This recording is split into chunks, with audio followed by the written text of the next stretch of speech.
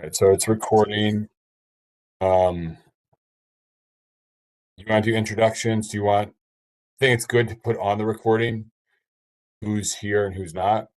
So in terms of a quorum, or that we don't have a quorum, or you're not going to have a quorum. I don't know if you want to do that, if you just want me to run through that, because I have all the names in front of me. Do you? You could go ahead and do that if you don't mind. What's that? You could go ahead and run through the names if you don't mind. I'm trying to get my Okay. papers. So just for everybody's edification, it is February 21st, 2024. It is 7:10 p.m. This is a meeting of the Economic Development Committee, approximately 411. And in terms of the committee members who are present, well, I keep hearing feedback. So we have Veronica Castro in person, Joanne Rubino's excused, Edgar Aguirre is excused, Mary Alhakam is remote, Malcolm Gray is excused, Yvonne Jones is excused, Juan we don't know about, but until further notice he will be marked absent. Edward Perez is in person, Shrado Purdom is in person, Harry Santiella, until we know about his whereabouts, he'll be marked absent. And Miguel's a former member, but I just would like to go on the record that it's nice to see people who care, even though they're no longer a board member. That tells me that, they're, I don't know how to explain it. Too many people who are no longer board members don't show up or don't continue to be involved after the fact. It tells me, something, to say the least, which I'll stop there. Thank you, Chairman. Thank you for showing up, Miguel. Thank All right, you. so I'm going to mute myself and you call me if you need me. All right. Okay. All right. And you two gentlemen are, Zaid Nagli from the Alliance of Yemeni Americans. okay, Malcolm said that you guys would be coming in to discuss the We have event an that's coming event, up. yes. Okay, so if you don't mind, we'll put that a little towards the end. No problem. It's gonna be probably a short meeting anyway. Okay, thank you. Okay, so thank you everyone for joining. We had one item on the agenda today. We're gonna skip the minutes because we're not sure if we have any to review approved yet, so we'll do all the minutes next week, next month. AM Convenience was supposed to be reviewed again today. If the committee members remember, we tabled that last month to get some information regarding the sheriff's seizure that was done on them.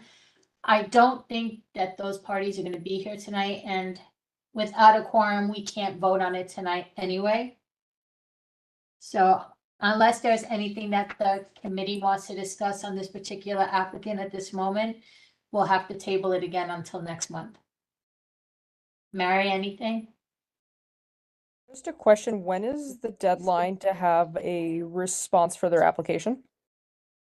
We had another 30-day extension. I'm going to ask Chris when that expires. I think it expires in the next few days, so we're probably gonna have to put in for another extension. I don't know if we're going to get granted the second extension. I know that they can be a little hard on it, but unfortunately, without them being here for us to address the questions and without having a committee to vote on it. Did we get any more information about what was going on with the applicant from the 49th precinct or the council or anything? I remember that Chris had sent something that Because the full board meeting is tomorrow. That's what The I'm full thinking. board meeting is tomorrow, yeah.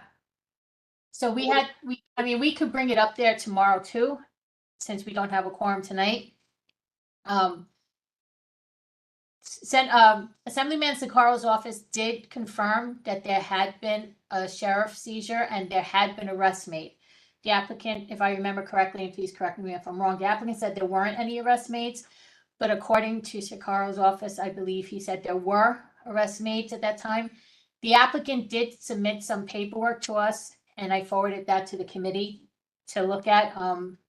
That shows what was taken and what they're showing that occurred that day. So again, I mean, we could review it and we could bring it up at the meeting tomorrow. I to see wonder, yeah, if it might be worth just putting it, based on the information that we have, putting it before the full board, because we've already been granted an extension on top of the regular extension. So you know, it might not be best to continue to delay. I understand we have no quorum and that's, you know, it's difficult. But also, you know, we want to be able to make empowered choices. And if we have a quorum tomorrow and we have the information that's needed, or that was requested rather, I think it's to our benefit that we move forward. I agree with Mary. Okay, so we could do that. What I'll do is I'll ask Jeremy and or Chris to forward. I don't know if the full board received the information that was sent to us from the applicant. I'll ask them to forward it to the full board in the morning, tonight or in the morning. That way they can have it and they can look at it and we can bring it up at the full board. I'll ask them to put it on the agenda under our report. Okay, so that way we can discuss it then. Thank you for the suggestion. So we'll leave that for now. We'll revisit it again tomorrow and we'll decide then what we want to do. Do we want to go into the gallery session? Miguel, do you have it since you're here person? Do you have anything you want to say? Nothing, thank you. Nothing today? And you gentlemen, I'm going to call on you in just a minute. I'm Okay. going to let other people speak and then you can tell us about your event, okay? No problem. Diana, do you have anything you would like to speak to the committee about? Sure.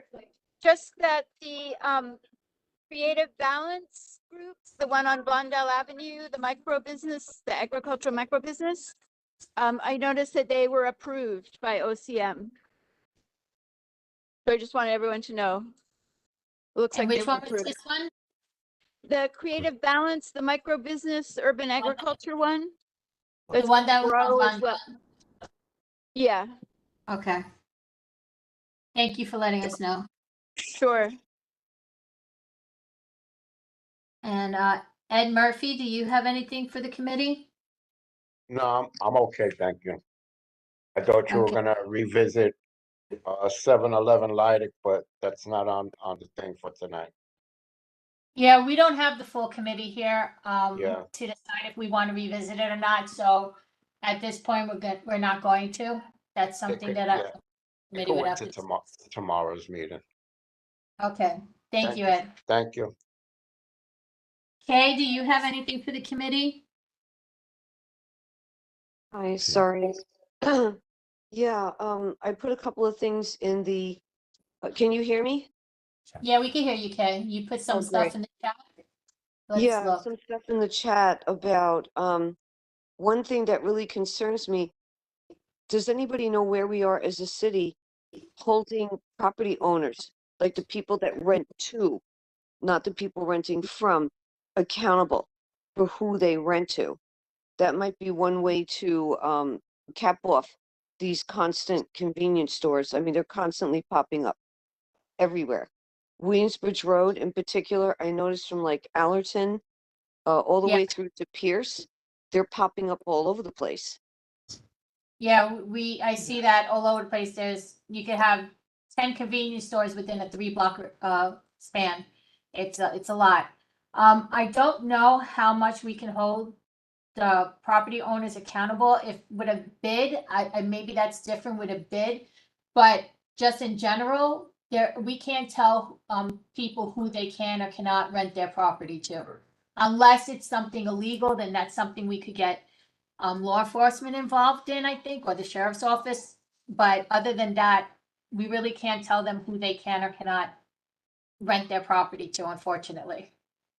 I mean, maybe the community, if somebody is friendly with them or knows them, can sit down with them and let them know the concerns and what the concerns the community has with it. But we, as a community board, we can't tell them who they can or cannot rent to. No, I'm just wondering, as a city, as a whole, is there some like state or city governmental body or something that community members can contact and say, listen, this property owner is renting to a convenience store. The convenience stores basically are illegal, aren't they? Because they say tobacco, but the tobacco is like marijuana and other stuff.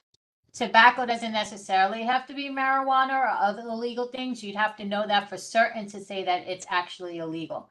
Tobacco could just be cigarettes or cigars. You can't just assume that it's an illegal smoke shop just because it has tobacco on it. if you have proof that it's an illegal smoke shop, then you can reach out to the sheriff's office. Just to also add to Veronica's statement, renting to a like I think they might be two separate issues. I hear your concern, and I do think that there's a likelihood that they are two separate issues. Who an individual, a private citizen, decides to rent their property out to, as far as I know, there is little to no circumstances with which, the city could intervene and tell, a private citizen, you cannot rent your property to this kind of business unless that business violates public policy. So they would have to be within violation of the law. The issue then of, a business operating as a convenience store, then illegally selling, substances like K2, that's a separate enforcement issue. All right, thank you. Okay, so if there's no one else, Eugene, would you like to introduce yourselves and tell us what your event's about? Yes. So my name is Zaid Naji. I'm the president of the Alliance of Yemeni Americans. Would you guys like to sit over here? Oh, sure. Just- Oh, yeah. Yeah, so we could just have a friendly conversation versus Okay. you guys just being here and stuff.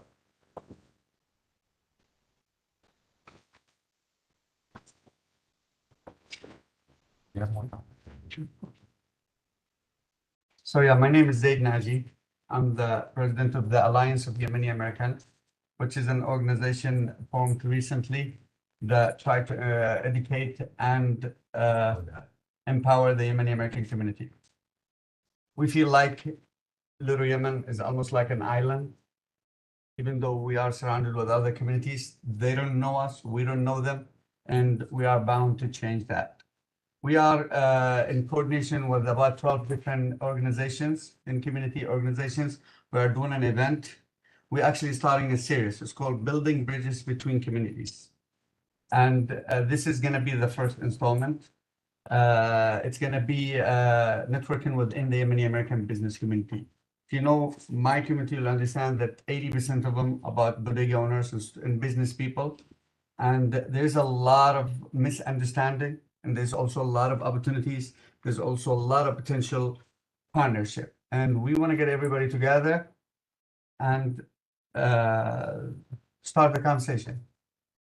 Our hope is that anybody who wants a job to come in, show up. Anybody is interested in potential partnership. We have several companies from our communities that are offering commission-based business for anybody who wants to do after work hours. And there's a lot, and also get to know us, to know the community, to know the leaders and start a conversation. My thing is this, and Little Yemen and District 11 or in this area, in many areas, people are living in the same building and they walk in in the apartment smelling food. They don't even know what it is. And I think it's time for us to break the walls that exist between community. This is our first effort.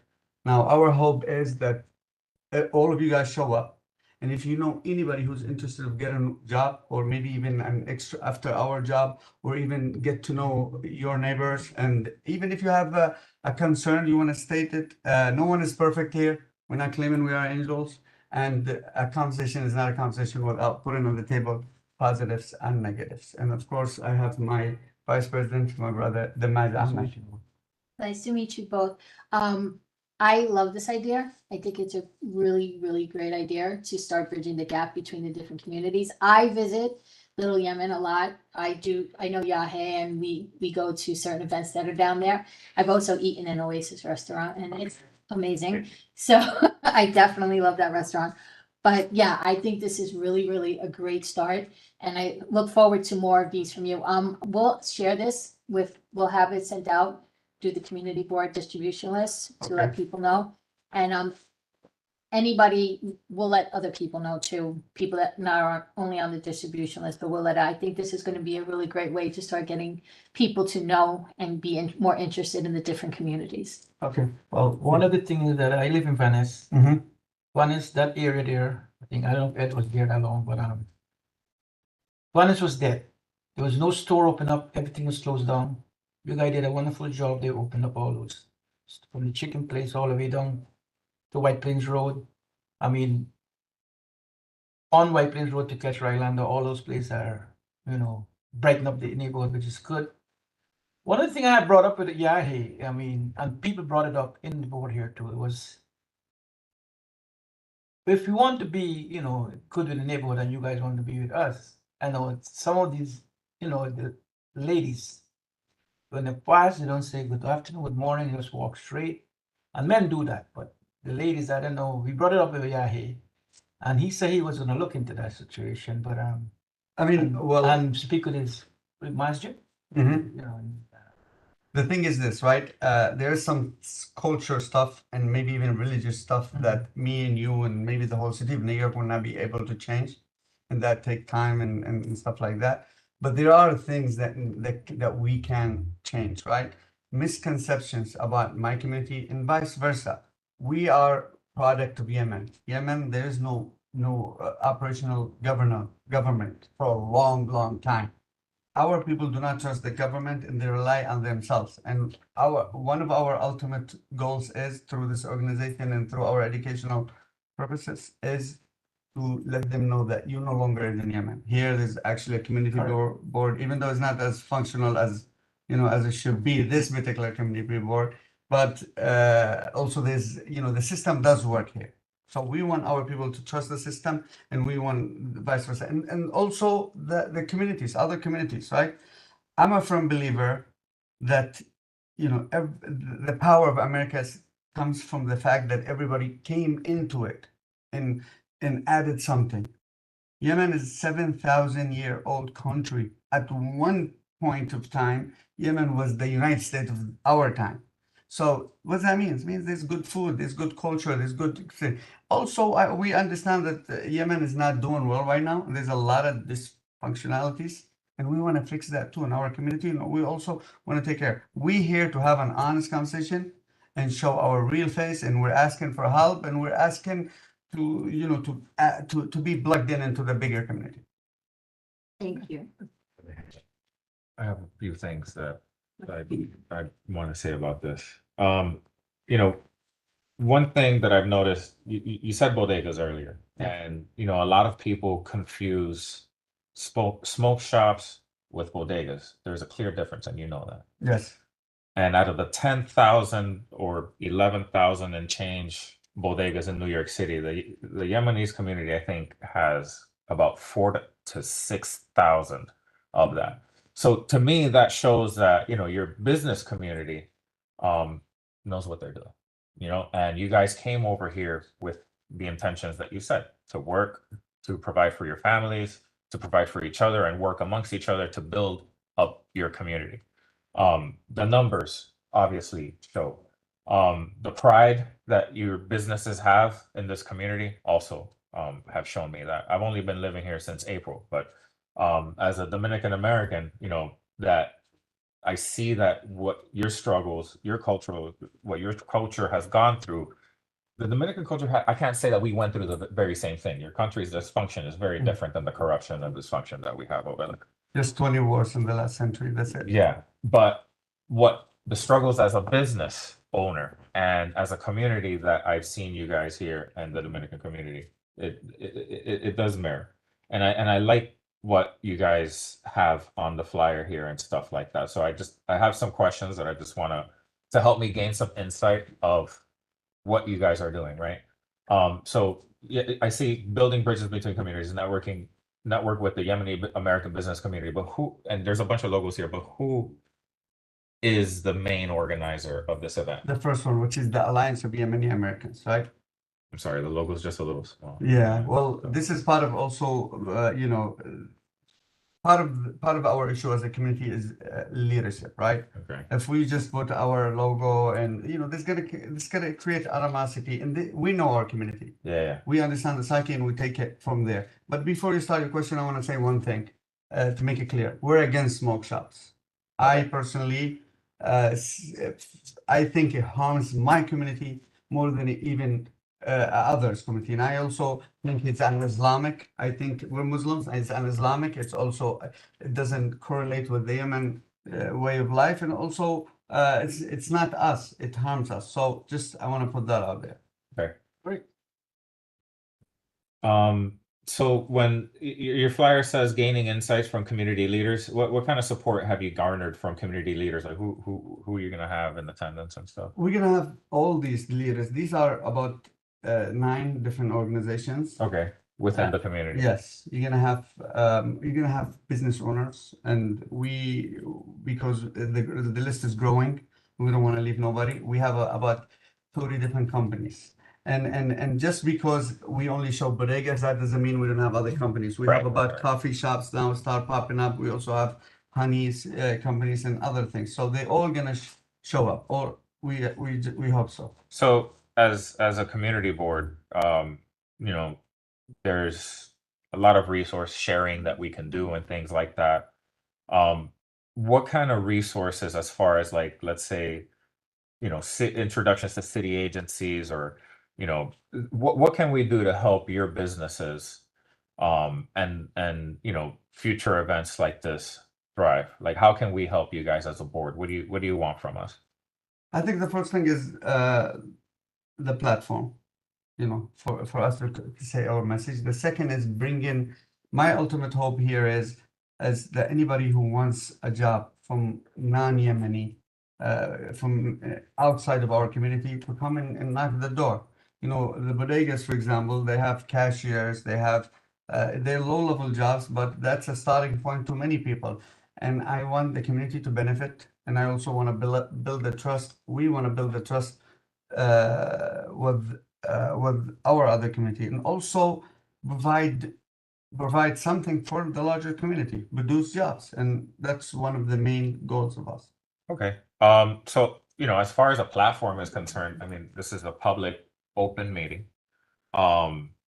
You have the economic development meeting once a month, and then you have a full board meeting, which ours is tomorrow, also once a month. That's 2 days a month that you could essentially, as a member of the public, have a couple of minutes to sign up for the gallery session and have a platform that maybe you can, I don't know, highlight success stories within your community, other initiatives like this. But I think that mainly success stories, job creation, or maybe some of the, you know, some of the very struggles that have shaped your community into what it is today and how you guys have overcome it. But, you know, definitely, you know, just give us some highlights of your culture, you know, take those 2 meetings a month as your platform to kind of get started, and people can have the opportunity to get to know you like that. Exactly. And also I want to add, any ideas you guys have, that's also something we seek in. You know, I firmly believe that a lot of the issue occurs, and a lot of the walls built between communities is when people do not understand each other.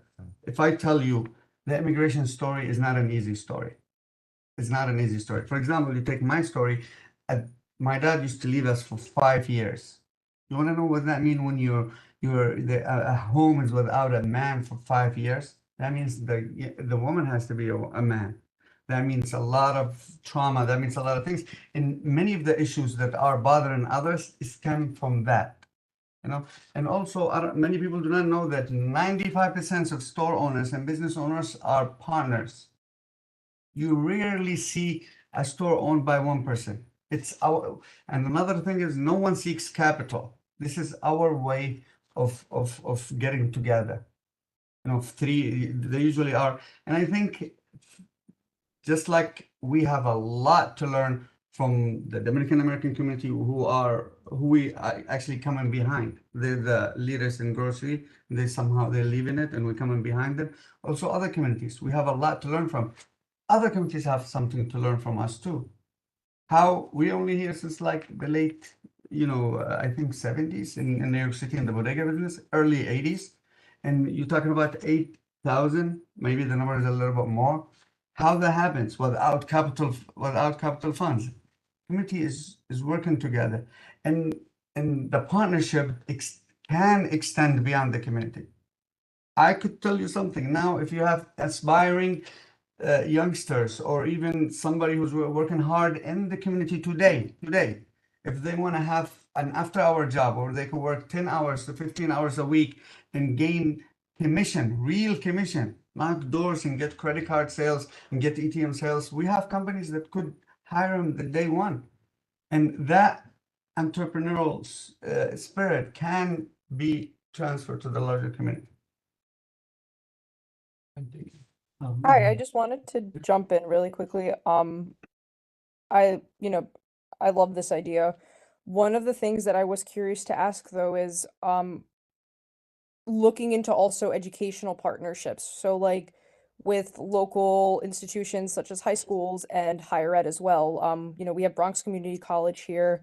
New York City is served publicly by the CUNY system with a variety of also private universities.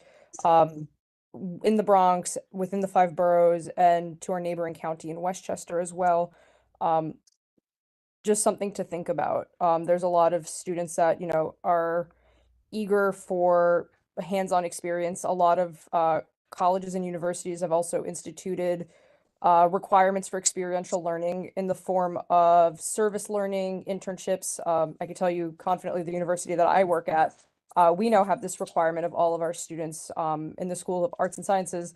They have to complete an internship in order to graduate. And so that also might be a really great way for a community organization to tap into institutions as well.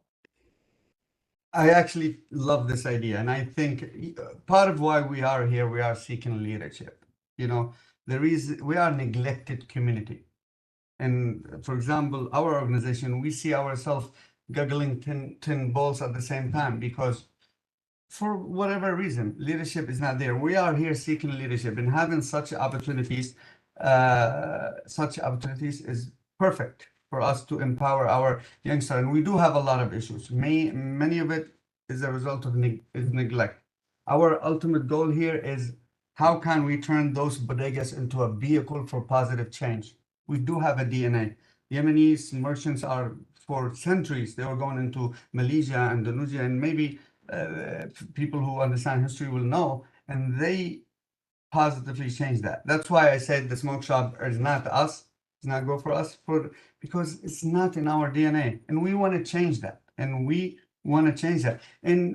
thing I want to say, the smoke shop issue is mainly a lack of enforcement issue. You cannot come up with a law and have 10 people enforce it in the whole city.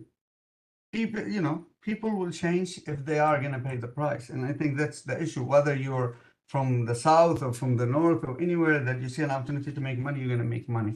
And I appreciate that. And I think our institutions, for the lack of better terms, can be utilized for even college students who want to learn, and vice versa. Our kids can be into other organizations and institutions.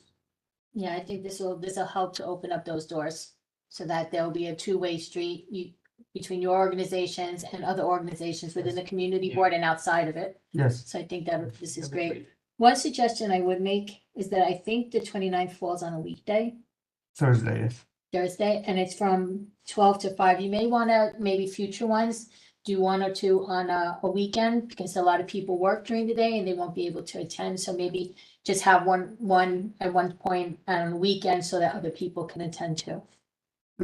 Yes, and part of that is because the weekend is usually so. Yeah, I know in the weddings, restaurant and yes. stuff, it's really, really a busy time for them, but Yeah. maybe there'll be a different location you can use for the weekend, even to have just a smaller one. It doesn't have to No. be an all-day thing, The but just next, something the that. next other idea people- we're thinking is we're gonna bring a bunch of foods from different countries and have people trying them. That's awesome too. All right, you're gonna bring what is it?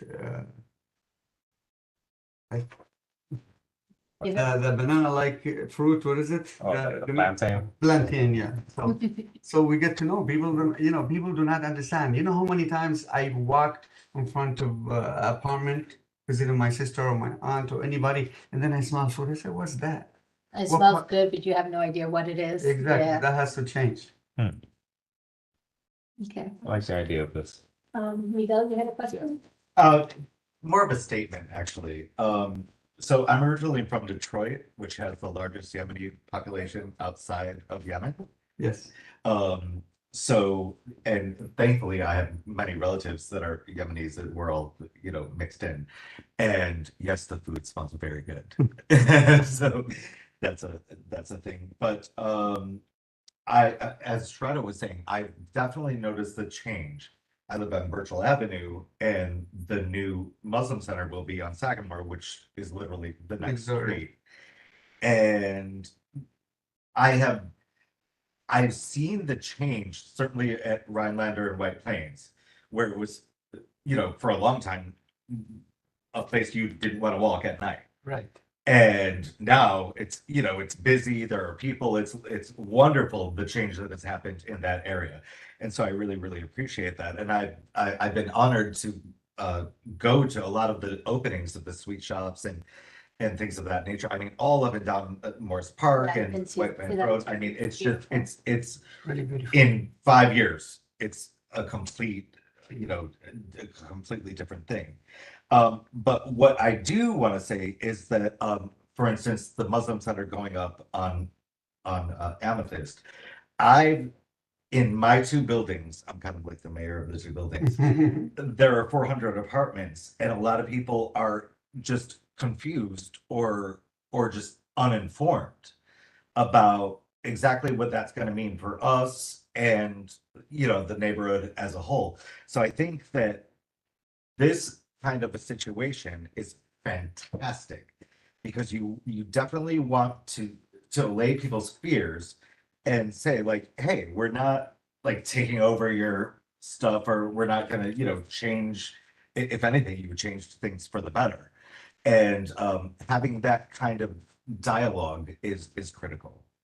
Yes, and Because ignorance, produces fear. exactly, and it's both ways. It's not just one way. In our community, many people think they're just because someone complained you double parked or something like that they don't want you or whatever. It needs to be changed. We pride ourselves in this organization, and it's something we're trying to be. Gonna be the doorway. I'm a firm believer that each community has its own unique language. The way you speak to the Dominican community, different than the Puerto Rican community, different than the Yemeni community. And if you try to have, and this is where government have lost. That's why many things go over people's head, because it's a universal message. And I think our roles here is who can understand, others' message, is to take that message and do it to the community. And one of the things we do, we're admins of the Yemeni American page, which is the most influential Yemeni American page. It's been working in housing the community since 2014. And if anybody wants to know a little bit more about us, just search the term Bodega Strike. It's in YouTube, and you will know it's stem out of that page. So that page is there. And we also are here to explain anything that's confusing. And the same thing, we want to go into other communities too. We walk in the street together, we live next to each other, and that differences, that wall, imaginary wall, has to come out. If I could quickly, I also want to remind everybody that Yahe isn't the only leader of the Yemeni community. There are several leaders, and I think it's important not to like put all of one thing in one box. No, that's known. I think it's just that Yahe's a more known face. People know him, they've seen him around. But yeah, no, it's understandable that there are multiple. And I think that goes of every community. Yeah. Right, and the thing is also, the mosque only consists of 30% of the community. There's 70, if you guys gonna go to the community through the mosque, you're only gonna reach 30% of the people. So, everywhere. You said the Bodega Strike. That was, 2017. what was that about? Well, Yeah, because I thought there was a Bodega Strike in 2007, but no, 17. 2017. So what happened is, in 2017, we woke up as being demonized by the previous administration. Yemenis need to be kept away as part of 6 countries. And we said, no, we're business people. We have our faults, but we contribute to the system. And we closed 1,000 stores and showed up to Upper Brooklyn, 7,000 people. Same thing. They also banded together in 2007, I remember, with the New York Post, that something had Yeah. happened. 2009, I think. Yeah. It was, Yeah. some And again, racist remark. large presence, very united. And again, like I see that from the Yemeni community, like you guys know what you want to stand for. And you unite when you have to, you work together when you have to, and I love that. And I love this event right here. So I guess I'm gonna see everybody here. Raise your hand. Yeah. So I will try to come during the day, but I'll come even if it's only for an hour. Now, you haven't asked it, but when I spoke to Malcolm today, he had told me that you guys wanted to ask for permission to use the board's logo on the flyer. It would be a plus, not only for the board logo, also for the actual board members to come and for us to tell people here, this guy or this young lady are working, they're here working for free. This is new to us. This is foreign idea. And I think showing up, and even me and several board members have thought of having a walk in the neighborhood and introducing people to merchants and employees. So yeah, if you could Yeah, allow us. I don't know if we can put our logo on there because it's not something that we are sponsoring or being run by the community board. But we can definitely disseminate the information out and try and have some of our community boards members go there for the thing. We can discuss it further at our meeting tomorrow, but I don't think it's something that we would put our logo on because we don't usually put our logo on too many outside things that the community board themselves is not in charge of. So not because we don't, not in support of it, because this is a great idea and I think it's amazing, but it's just not something that the community board themselves has put together and is running or responsible. We totally understand. I totally understand. As long you guys as presidents and this is not gonna be a one shot wonder and then whenever this is gonna be a process. And while it will be nice to have the logo, but it's not an essential. What's essential is that if there's a kid in the neighborhood been struggling, maybe and there's a store owner that needs a nice cashier, we could come get them together. That would be amazing. That's what we want to do. Okay. I recommend you guys show up tomorrow to the full board meeting, sign up for the gallery session. Is it 2 minutes? Yeah, 2 minutes. Yeah, you'll have 2 minutes and you can tell the community during the gallery session, you'll be able to tell the other board members because there'll be more of us there, more about this. Because a lot of them will not be able to see this video by tomorrow. So if you show up tomorrow, you'll be able to give them more information so that they're more advised and a lot of them will have more of a chance to I'll come. bring some of Not the here. flyer. Yes, I'll come back and It's not here. It's at the Einstein Okay. College. all right, we'll find it out. Yeah, if you go on the website, the address will be there. It's called Lubin Hall, but it's basically on the corner of Van Nest off of Morris It's Park. inside. I think I've been once inside the Yes, hospital. it's inside the hospital in that auditorium area. No, we'll show up. Okay, Thank great. you. That would be Let me great. ask one more. Oh, sure. Sorry, go ahead, Vernon. Ramadan is next 14 days, right? Or 13, Yes. 13 days. Ramadan is gonna be around the 10th of March or 11th or the 9th, based on Okay, that. after the Ramadan, Yahir is invite. We don't see Yahir no more. He don't part of the He's committee. in Long I Island. think Yes. he knew somewhere. He Yeah. still shows up on different. Yeah, I occasions. do show up, but I mean, we usually get invite for when the Ramadan finish. The In a eighth? in a big Oh, restaurant. that is- Yes. So We that, will continue that tradition. oh, the tradition will continue. But you gotta, when you come, you have to sign a disclaimer in case you bite your hand. You're not responsible. No, we always go, but I just want to make sure. Yeah, no, we go to great. We part, paths. we like to support you guys. I honestly, this is one of this development to be a nice area, diversity and different people coming together. And we either could build walls like between us and each body. It's like almost drinking the same water again and again and again and again. But if you look at America, the reason America is America because it brings them. This guy comes from pizza, which is an Italian food. Who knows that? Somebody like me or like my dad brought in pizza. No one used to know about pizza. Now it's in every corner of America. Yeah, It's that- I never ate Indian food or anything like that until I was taken to Oasis and now I love it. But I never would have known before that. Exactly. And again, we just- All right.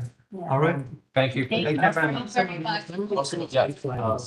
If I've designed a release for my hand, just please let me know that you'll send a release with my agent, in case anybody takes a picture of me.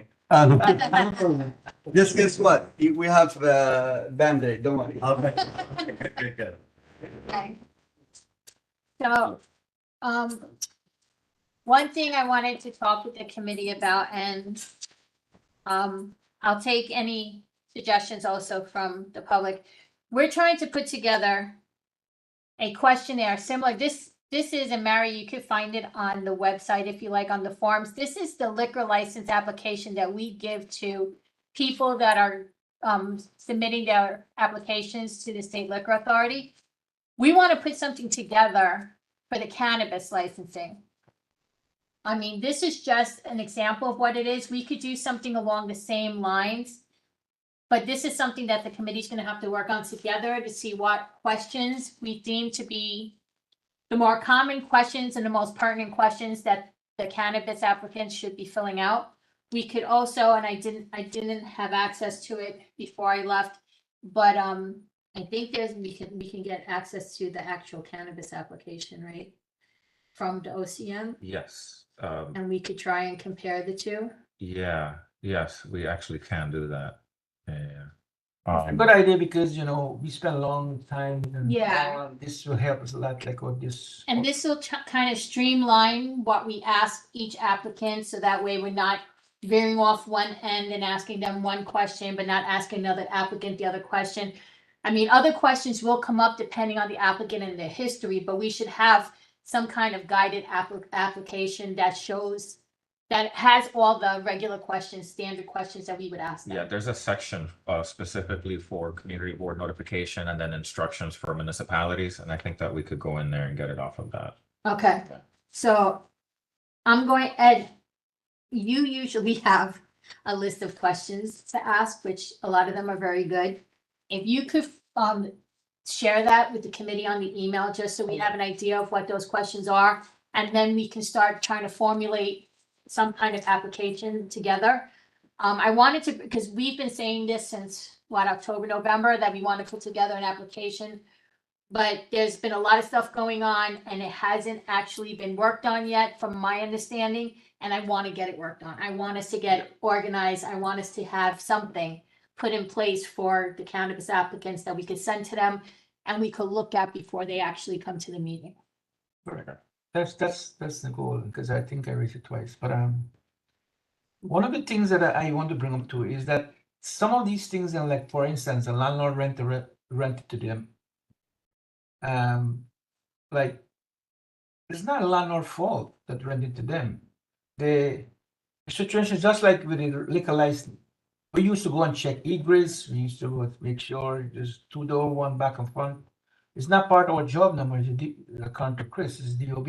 Well, it's also OCM that also reviews the location and approves the location for them. It doesn't Right. fall under us, do we? No, we're just an No. advisory capacity, Yeah, but we're that just- falls under OCM. We're just basically giving our referral on whether or not we would want that applicant to have a business in our community in that area. One of the delay in all our questioning is because a lot of people from outside us, so they can't rent there, they can't do this. It's not our, Right. it's OCM. We to used decide. to be very, we used to go to the locations and we used to, if you don't have two egresses, because if you have a certain amount, then they wouldn't send a letter of referral, but that's not that's We're not the within building our department. purview. Yeah. That's the Because that building agency- department, they're the ones that make that decision.